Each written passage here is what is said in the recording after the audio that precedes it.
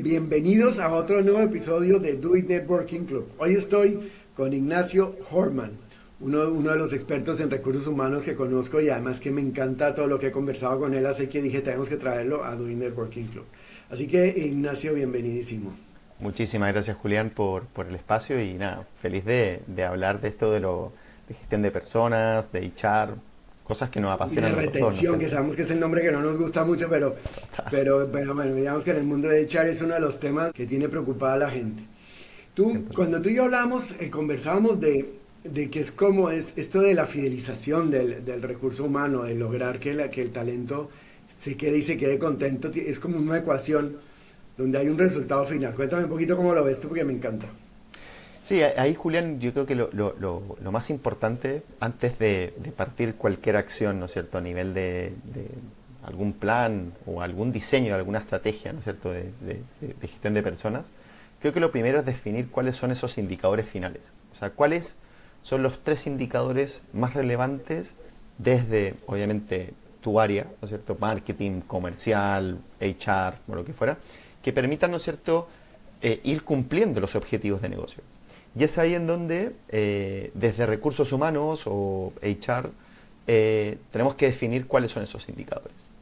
Y a partir de eso, tú lo que haces es que descompones cuáles son esas KPIs intermedios o palancas gestionables que te permiten ir consiguiendo esos indicadores. Y si quieres te pongo un ejemplo. Sí, dale. Eh, si tu objetivo, ¿no es cierto?, final es lograr, no sé, 8.5, 8 o el número que tú quieras en un Employee Net Promote Score, de alguna forma hay una serie, ¿no es cierto?, de KPIs intermedios que te permiten, de alguna forma, ir pudiendo ir a encontrar, ¿no es cierto?, o ir a conseguir ese resultado. Y eso tiene que ver con, obviamente, dependiendo del negocio, cómo al final están tus indicadores en el Employee Journey, cómo están tus indicadores en el onboarding, qué acciones tú estás realizando para poder, ¿no es cierto?, generar dinámicas de trabajo efectivas. Bueno, una serie de cosas que obviamente te permiten ir ajustando iniciativas para, obviamente, conseguir tu resultado. Bueno, y es que Ignacio tiene una startup que combina tecnología con factor humano, además de haber trabajado muchísimos años en el tema de recursos humanos, y por eso me encanta que eres el primero que me está hablando de indicadores, Qué bueno. y estamos hablando de indicadores de recursos humanos, que normalmente uno de los problemas que tenemos en recursos humanos es cuando no logramos desde el área de recursos humanos realmente involucrarnos como parte del negocio y tener esos indicadores, pero ya los has nombrado, me parece genial. Entonces tenemos un indicador final, por ejemplo en el NPS del empleado, pero ahí lo que tú nos planteas es debemos tener otros indicadores intermedios que nos aseguren que vamos por buen camino. Tal cual. Pero bueno, tenemos los indicadores. ¿Y cómo hacemos para apalancar que esos indicadores se muevan? ¿Cómo logramos el 8.5 de NPS, por ejemplo? Sí, 100%, Julián. Yo creo que una de las cosas como más importantes es poder, ¿no es cierto?, ir haciendo pulsos que te permitan ir captando esa voz de los empleados, de alguna Uh forma, -huh. ¿no es cierto?, de las personas, de las personas que representan tu organización. Y eso lo puedes hacer desde, no sé, una encuesta, ¿no es cierto?, no sé, clima laboral, puedes hacer también distintas entrevistas, por ejemplo, en tu proceso de onboarding, en tu proceso de reclutamiento también, por ejemplo, en todo lo que tiene que ver también la formación. Por lo tanto, ir recopilando data que de alguna forma no solo sea ¿no es cierto?, un puntaje, sino que sean comentarios, sean información cualitativa, Claro, que tú más después cualitativo también. que Ajá. tú después, ¿no es cierto?, la puedas clasificar, la puedas segmentar y de alguna manera determinar qué cosas lo estás haciendo bien y qué otras cosas no lo estás haciendo tan bien. Ok. Y eso está muy alineado, ¿no es cierto?, con tu Employee Journey, que es al final ese viaje que vive la persona desde el minuto cero del primer contacto hasta, ¿no es cierto?, el exit de una compañía. En organización. Vale, entonces los escuchamos. Ya tenemos dos cosas claras. Tenemos el indicador y los indicadores intermedios que nos ayudan. Sabiendo que además no solamente vamos a mirar números, sino vamos a escuchar la parte cualitativa. Sí. Y luego, ¿qué hace uno con eso? ¿Cómo viene el proceso de intervención? ¿Qué es lo que nosotros en DUI normalmente hacemos? Por eso me interesa muchísimo escucharte y luego compartir también contigo un poco cómo lo manejamos. Buenísimo. Mira, yo creo ahí, Julián, y a mí me encanta lo que haces porque efectivamente tiene esta parte, ¿no es cierto?, de acción. y me gustaría separarte la acción como en tres niveles, ¿no es A cierto? ver. Un nivel estratégico, un nivel táctico y un nivel operativo, ¿vale? Ok. A nivel estratégico creo que lo que uno tiene que hacer, Julián, es poner, ¿no es cierto?, en la agenda de HR para el comité de dirección o para, ¿no es cierto?, ese nivel de relacionamiento que uno puede tener con el C-level de una organización o con los mandos, ¿no es cierto?, directivos de una organización, es poner la agenda, ¿sí? ¿Cuál es la agenda de HR que permite, de alguna forma, en conjunto con tu equipo, ¿no es cierto?, de C-levels, ponerte de acuerdo para elaborar acciones claras, ¿no es cierto?, que permitan conducir la organización hacia un, ¿no es cierto?, objetivo, ¿vale? Oye, Creo- cuando dices agenda, ¿a qué te refieres? O sea, se sientan los niveles sí y qué. ¿Qué quiere decir una agenda? Una agenda, por ejemplo, son las temáticas que tú tienes. ¿Cuál es tu cuadro de mando? ¿Cuáles son al final los indicadores que importan para el negocio?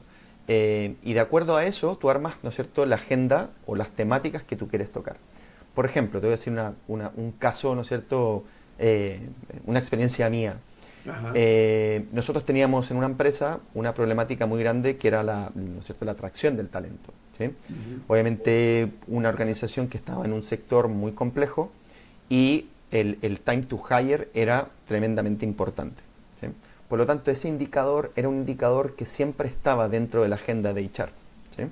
Y no solo el time to hire, sino también el quality to hire, ¿sí?, que era ese, ¿no es cierto?, calce de la persona, ¿no es cierto?, para el perfil Ok. específico.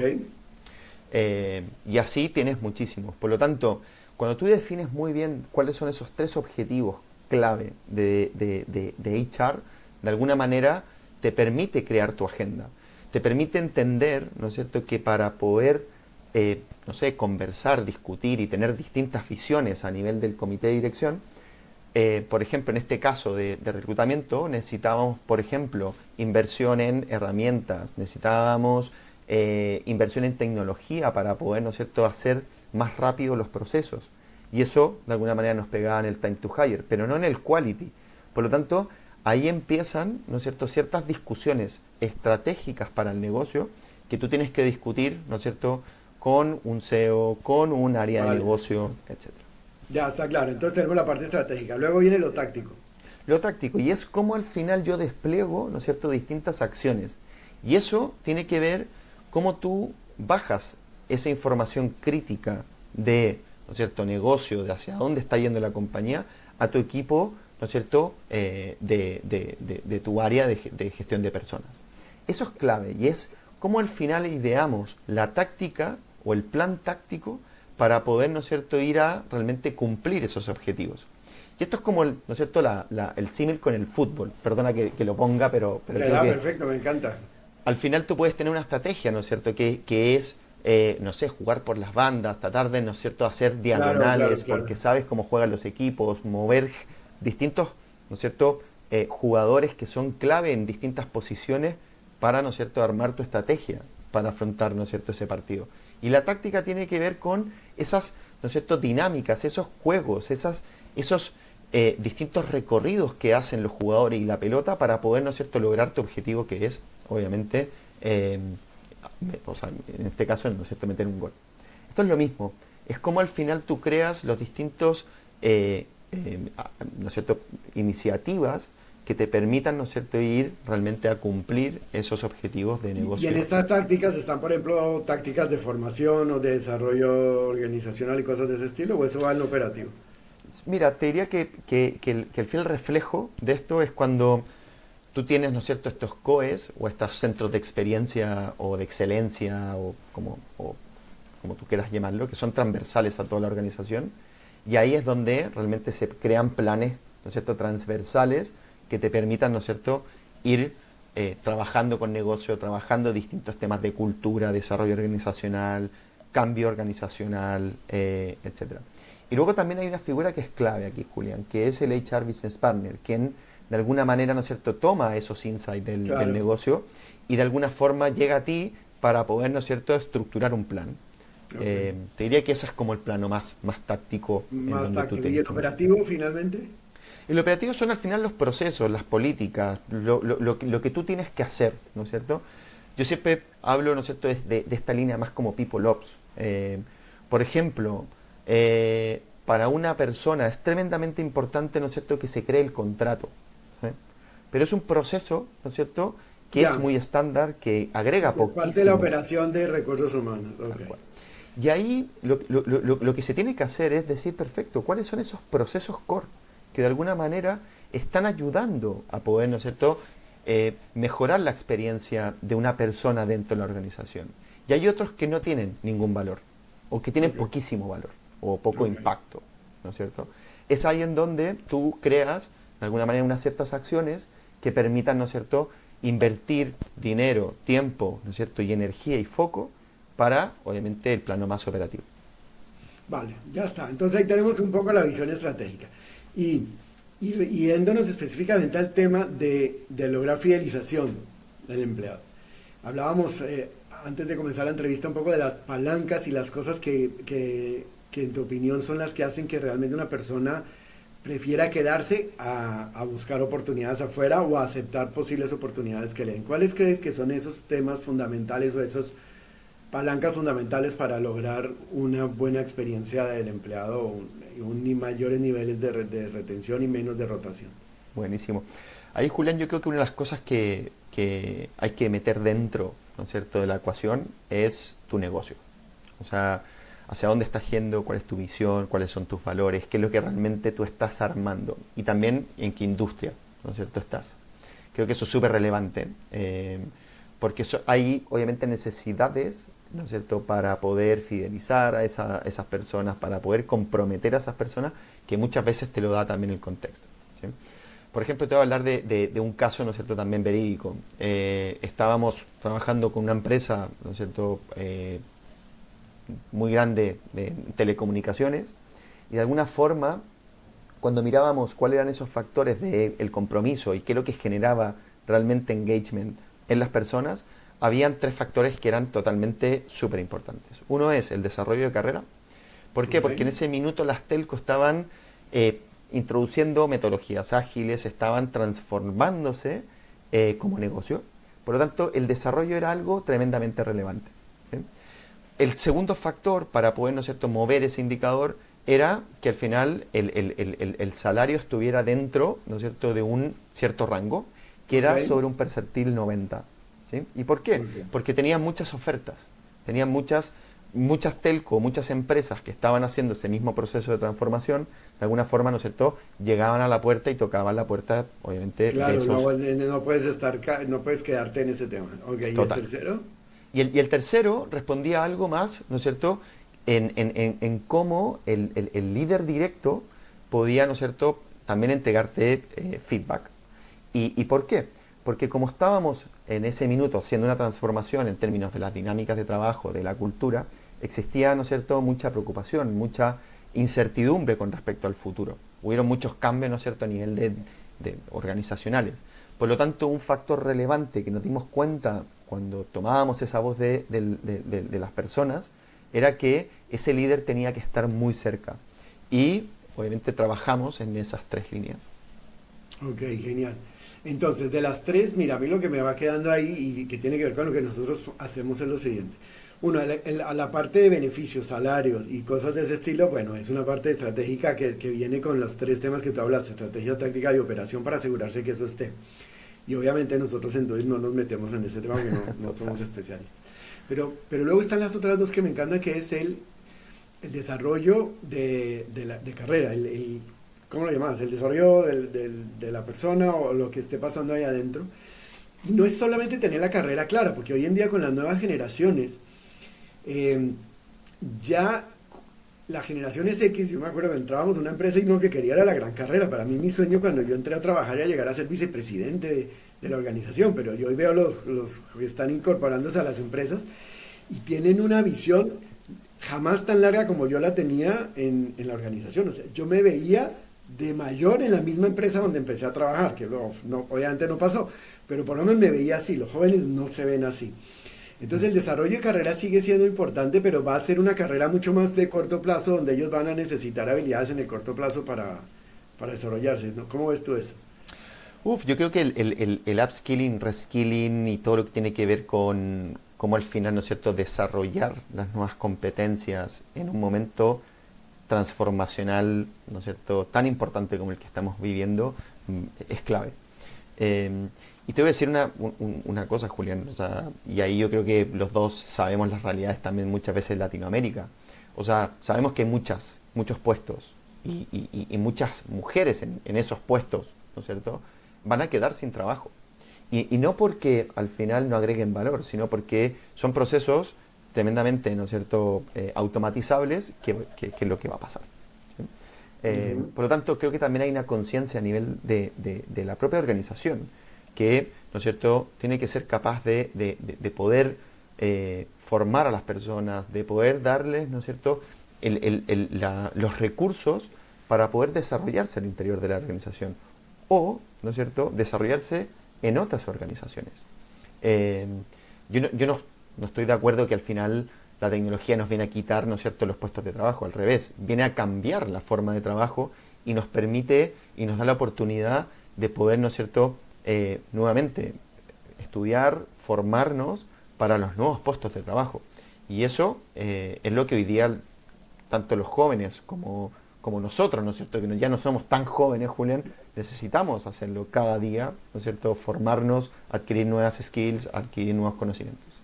Y yo creo que esos skills, Ignacio, ahora, porque me encanta que has metido el tema de la tecnología y la inteligencia artificial, porque efectivamente ya está cambiando y esto estamos apenas en pañales, esto empezó hace muy poco y a donde va a llegar seguramente va a ser muy lejos, pero a mí me lleva a pensar que efectivamente no es que vaya a quitar el trabajo a nadie, sino lo va a transformar, porque todo el tema operativo que estamos haciendo los seres humanos van a cambiar, pero los temas que ya no puede manejar la máquina son los que ya vamos a tener que seguir siendo, y en mi opinión son las habilidades de interrelación, las habilidades de liderazgo. Obviamente una máquina no te va a poder liderar, y son esas habilidades de podernos comunicar mejor, de poder evitar todos estos enredos. Es que nosotros lo vemos todos los días en las organizaciones, como todo el mundo con la mejor intención terminan unos problemas y terminan que a mí no me gusta fulanito y entonces ahora pues no le ayudo.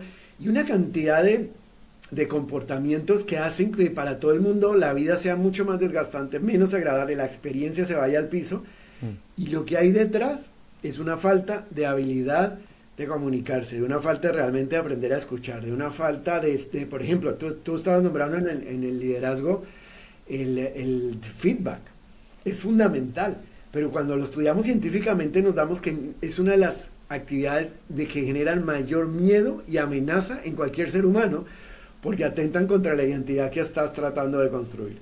Entonces un feedback mal dado destruye más que lo que puede construir, y aprender a darlo bien no es fácil y aprender a recibirlo no es fácil. Entonces yo creo que mucho de hacia dónde va el futuro va a tener que ver con este upskilling y reskilling que estás diciendo, en volvernos más humanos, porque las máquinas se están volviendo más máquinas y nos están ayudando. Entonces los seres humanos máquinas, creo que esos son los que van a desaparecer. Aparte, Julián, no olvidemos que esta quinta revolución, de alguna forma, ¿no es cierto?, pone en el centro de las acciones a las personas. O sea, primera vez en la historia, ¿no es cierto?, que las personas están en el centro de la toma de decisiones. Y es ahí en donde creo que tenemos una oportunidad enorme desde las áreas de gestión de personas para poder, ¿no es cierto?, hacer cambios sustantivos, o sea, cambios de fondo. Y también que de alguna forma, ¿no es cierto?, HR esté sentado, ¿no es cierto?, en la mesa de la toma de decisiones estratégicas. Hay muchos estudios, Julián, y tú mismo lo sabes, que de alguna forma ven ese gap entre, ¿no es cierto?, la brecha de talento disponible en el mercado y la necesidad de las organizaciones. Ujú. Demanda-oferta. Y de alguna forma creo que el reskilling, el upskilling y el desarrollo de alguna forma de las personas es la clave para poder ir cerrando ese gap. De acuerdo, genial. Bueno, pues me encantó, Ignacio. Creo que le dimos hoy en día una vuelta por una perspectiva muy distinta a las otras entrevistas que hemos tenido, donde estamos hablando de temas estratégicos de recursos humanos, donde hemos hablado de la importancia de la humanización y el futuro y la quinta revolución que estás diciendo, así que eso me encanta. Y creo que está clarísimo que a través de Strape, terminemos con contar un poquito sobre Strape, qué es lo que hacen, qué es lo que hace Strape y cómo puede ayudar a las startups o a los clientes con los cuales trabajan. Buenísimo, Julián. Bueno, Strape es, ¿no es cierto?, la mezcla entre estrategia y personas, y lo que tratamos de poder, ¿no es cierto?, vincular es la tecnología y, ¿no es cierto?, el diseño de estrategias para las áreas de gestión de personas. Es eso. Tenemos un modelo en donde eso lo utilizamos para poder, ¿no es cierto?, compararte contra mercado, tener, ¿no es cierto?, un análisis completo de distintas variables que permiten, ¿no es cierto?, entender tus modelos organizacionales, cuál es tu nivel estratégico hoy día, ¿no es cierto?, como área de recursos humanos y obviamente en línea con el desarrollo de tu negocio. Por lo tanto, lo que estamos tratando de hacer es ayudar a startups y pymes a poder diseñar esa estrategia que les permita, ¿no es cierto?, ir a cumplir sus objetivos de los próximos 2, 3 años. Bueno, pues suena estupendo y seguramente vamos a poder hacer gran equipo también con Doit y Estravega y con toda esta gente. De todas Muy maneras, bien, Julián. pues Ignacio, muchísimas gracias y bueno, nos veremos más adelante en algún otro de los temas que vayamos a trabajar aquí en Doit Networking Club. Gracias, Julián, por este espacio.